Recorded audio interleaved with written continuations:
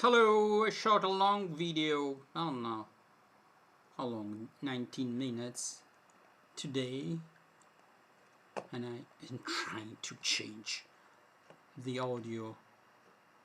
Okay, let's put it okay. Alright? And there's one thing that is first and foremost when you try to learn a foreign language. As I said in my previous video, I would substitute learn for acquire and foreign language for new language. Anyway, so the main point is a strong drive towards an end. And this strong drive implies that you should not only like the end, but the path towards that end. You cannot have a relationship with someone else if you don't like dating. I say, I want to build a relationship with this girl or man, depends, but I don't want to go through the normal procedure of getting to know each other. A language is a complex system that is in the words of all the native speakers and also the speakers of the language. So if you put yourself in the shoes of the speakers or in the situation of the speaker, you will most likely acquire the language. That means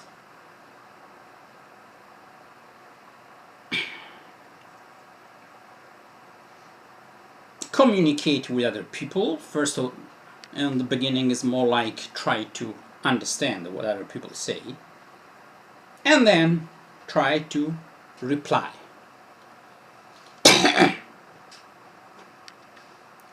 All attitude that is scholarly or school-like, oh, I have to do that because otherwise I will look dummy if I don't speak English, or oh, I want to memorize all these words. This attitude that is more geared towards not looking stupid rather than learning a foreign language. And I'll tell you something. What is the problem with mistakes? Making mistakes is a double-edged sword. Making mistakes is part of the course. If you follow, I am following, for example, Asimila when it comes to Turkish. I don't make many mistakes because I'm following the method, and the method gives me all the examples and the implied grammar, and sometimes also they exemplify the grammar every 7 lessons. But you cannot always be on safe ground, and sometimes when we have a kind of a working knowledge of a language, we find ourselves in situation where we have to speak, and many times terra incognita. Do I blame people when they make mistakes? If they always make the same mistakes and they don't learn from mistakes, yes, you're teaching yourself a fake version of the language. Instead of learning the real McCoy, you're learning your take on the language. And it's not the real deal. So I'd say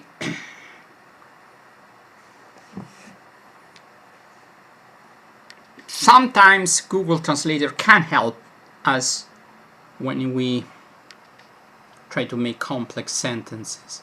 It's not the major system of learning, but at least most of the times, not every time, there are mistakes that you can get from Google Translator, depending on the language. Okay. And dealing with people who know the language is a very important thing. The important thing is not to be cavalier about making mistakes. Mistakes are one of our ways of learning a language. But if people don't correct us, making mistakes is not only useless, it's harmful. So we know many people who try to speak foreign languages and they always have this fake version of the language, very fake. For example, people learn Italian and write ciao tutti, which sounds a perfect translation from hello everybody. Too bad that when we don't say that, we say ciao a tutti. People who speak Italian who learn English and they say married with, or rather than married to. They never took the time, or they never doubted their knowledge of the language. And sometimes it's so annoying to see people who've been learning a language for decades who make these stupid mistakes. So I wouldn't say, okay, be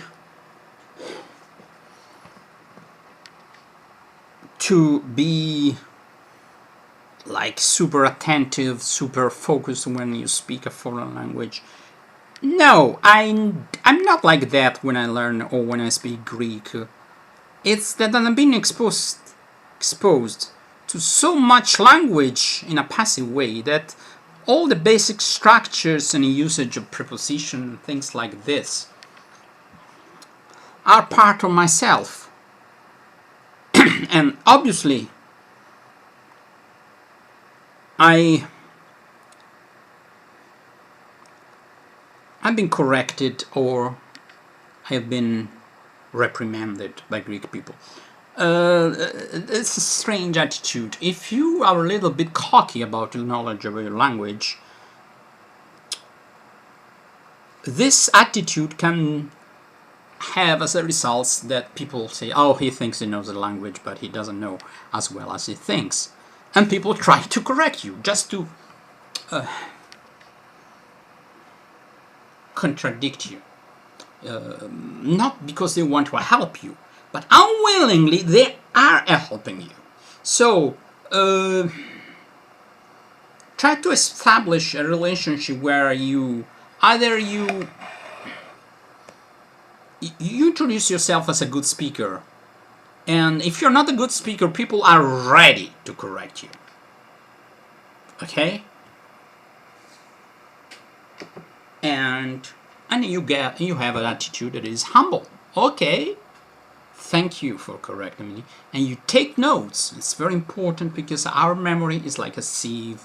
It takes a lot of making the same mistakes until we really fix it in our mind. So learning a foreign language is more a mental attitude than a personal aptitude. People who notice things, people who are not intimidated by having a lot of new words, people who like the challenge, people who take the challenge as a positive thing are people who generally succeed. People who don't procrastinate being exposed to the language. People who really like being exposed to the language are people who succeed. People who don't have this practical approach, people who think that they can devote now and then some time to the language, people who try to learn the language for some unknown reasons, and if those reasons are only showing off, that's a recipe for failure. You shouldn't learn a language to show off. You should learn a language for many other reasons other than that. And mainly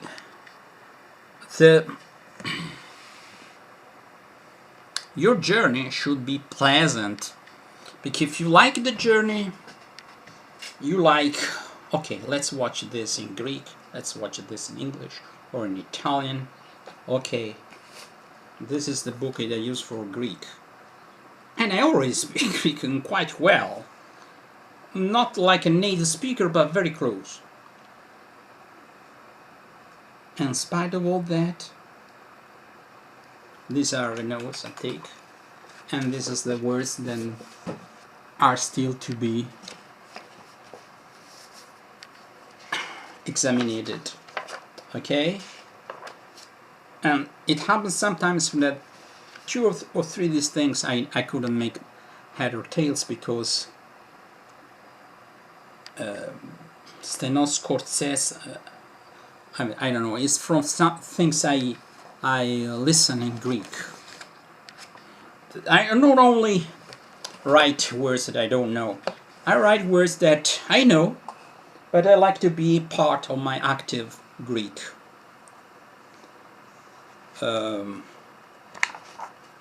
Language. Obviously, we're speaking about a language that I already know, so I understand like 95-98% of what they say. Or there are expressions that even are the same in Italian. Metostagonometro col contagocce in very small quantities.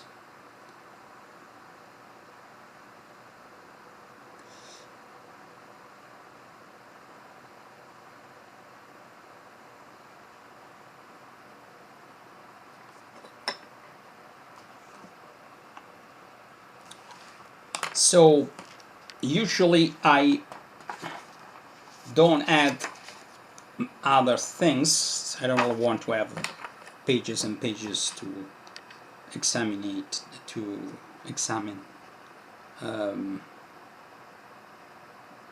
to go over,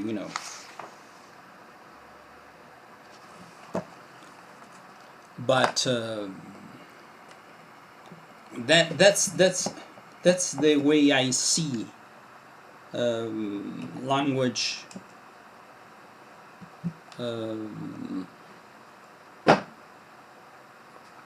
Language. You see, I always make mistakes. I said examinate, it doesn't exist. Examine. We have first of all, I also make mistakes in Italian when I'm tired.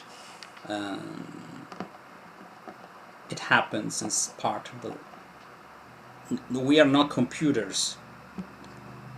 Many times we make mistakes and we understand. Okay,